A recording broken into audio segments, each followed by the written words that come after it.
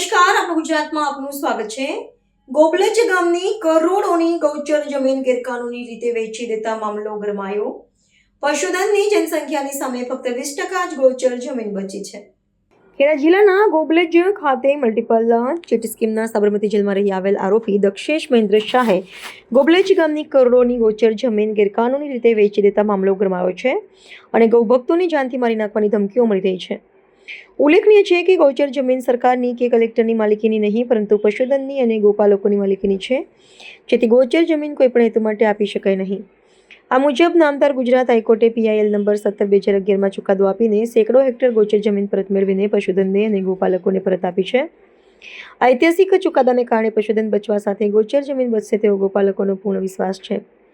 આ સમગ્ર મુદ્દા અંગે વાત કરતા ગૌભક્ત જશુભાઈએ જણાવ્યું હતું કે ગુજરાત રાજ્યમાં આજે માંડ 8.5 લાખ ગૌચર જમીન જ બચી છે, એટલે કે પશુધનની જનસંખ્યાની સામે ફક્ત 20% જ ગૌચર જમીન બચી છે, જેમાં 100 પશુધનની સંખ્યાની સામે 100 હેક્ટર ગૌચર જમીન અનામત રાખવામાં આવશે। તેની સરકારની નીતિને ધોઈને પી જવામાં ભૂમાફી અને સરકારના ભ્રષ્ટ અધિકારીઓનું ગઠબંધન આજે સફળ થઈ રહ્યું હોય તેવું દેખાઈ રહ્યું છે।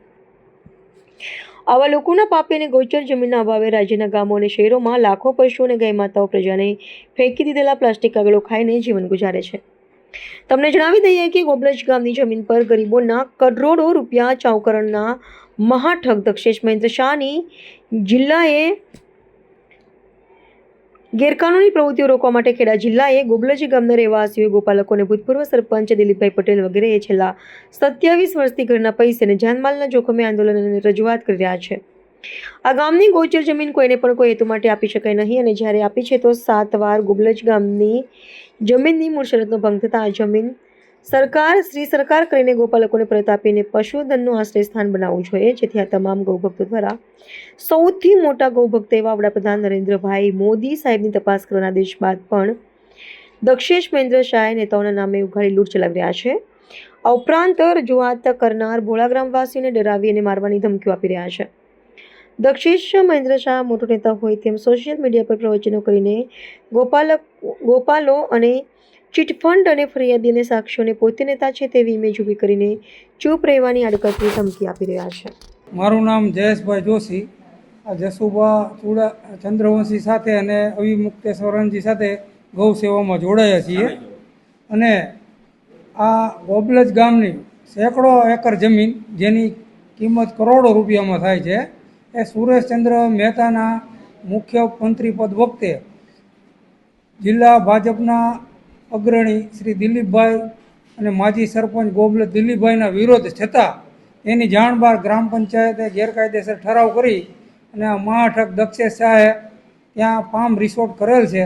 7 વખત એમણે આ જમીનનો શરત ભંગ કરેલ હોવા છતાં આ જમીનમાં ગેરકાયદેસર ક્લબ પણ ઊભી કરેલી છે અને કરોડો રૂપિયાની આ ગૌચરની જમીન, જે ગૌચરની માલિકીની જમીન પોતે ખાનગી હસ્તાંતરણ થયેલ છે, એ બાબતે પોલીસ ફરિયાદ પણ કરવામાં આવેલી છે। જુદા જુદા અખબારોમાં જે તે વખતે અહેવાલો પણ આવેલા છે। આ દક્ષેશ શાહ છે મહાઠગ છે, સાબરમતી જેલમાં ચીટફંડના કેસમાં પણ રહી આવેલા છે। એની વણિક જ્ઞાતિએ પણ આવા કારણોસર એને જુદા જુદા તમામ મુદ્દાઓ ઉપરથી દૂર કરવા નિર્ણયો લીધા છે। એટલે અમારી માંગણી છે, તમામ ધારાસભ્યો, તમામ વિરોધ પક્ષના નેતા, મુખ્યમંત્રી શ્રી, વડાપ્રધાનશ્રીને પણ આ બાબતે રજૂઆત કરવામાં આવેલ છે। માનનીય વડાપ્રધાનશ્રી આ બાબતે તપાસના આદેશ આપેલા છે, મુખ્યમંત્રીશ્રી આપેલા છે, તેમ છતાં આ મહાઠગ દક્ષેશ શાહની પૂરતી વગના કારણે 17 કે 18 IAS બદલાઈ ચૂક્યા છે અત્યાર સુધીમાં, પણ કોઈ પણ આ બાબતમાં પ્રાથમિક તપાસ પણ કરવામાં આવેલ નથી, જેથી વહેલી તકે આ સેંકડો એકર જે ગૌચરની જમીન છે એ ગાય માતાના હકની છે એ પાછી મળે એવા ત્વરિત ધોરણે રાજ્ય સરકાર હુકમો કરે એવી અમારી લાગણી છે। નહીંતર આ બધા પ્રત્યુત્તરની રાહ જોયા બાદ જો આનો અમલ નહીં કરવામાં આવે, તપાસના હુકમો કરી ફરી ગૌચર પરત નહીં આવે, તો ગુજરાત રાજ્યના તમામ ગૌભક્તો અને સાધુ સંતો દ્વારા આ અંગે અહિંસાત્મક રીતે આંદોલન કરી અને ભવિષ્યમાં આ બાબતે આંદોલન કરવામાં આવશે।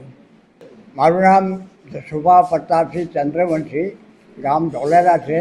માજી સૈનિક છું અને અમદાવાદ જિલ્લા પ્રાણી કુતરા નિવારણ સોસાયટીમાં કારોબારી સભ્ય છું અને છેલ્લા 40 વર્ષથી ગેરકાયદેસર કતલખાના બંધ કરવા માટે ગુજરાત સરકારના ગૃહ વિભાગ, પોલીસ વિભાગને બાતમીદારો દ્વારા મળેલી ચોક્કસ બાતમી હું પોલીસ કંટ્રોલને લખાવું છું.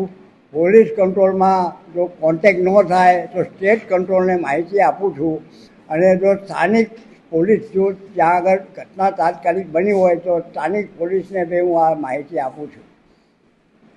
અને અત્યારે અમદાવાદ ગોબલજ ગામ, ખેડા જિલ્લાનું ગોબલજ ગામ છે, ત્યાં આગળ સેંકડો એકર જમીન ગૌચરની જે ગામનો વિરોધ હોવા છતાં, કેટલા આંદોલન કરવા છતાં અને 7 વખત શરત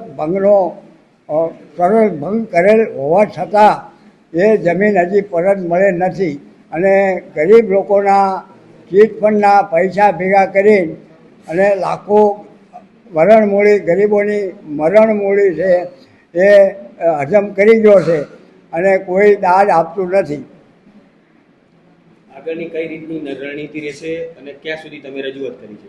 અમે બધા ગુજરાતના બધા માનનીય વડાપ્રધાનશ્રી અને મુખ્યમંત્રીશ્રી, રાજ્યપાલશ્રી, ભાજપ કાર્યાલય અને વન મંત્રાલય બધા ધારાસભ્યોને આ કોપીઓ અમે મોકલાવી આપેલી છે અને એમાં રાજ્યપાલશ્રીનો અને વન મંત્રીશ્રીનો જવાબ આવી ચૂકેલો છે. વડાપ્રધાનશ્રીનો બી હુકમ આવી ગયેલો છે.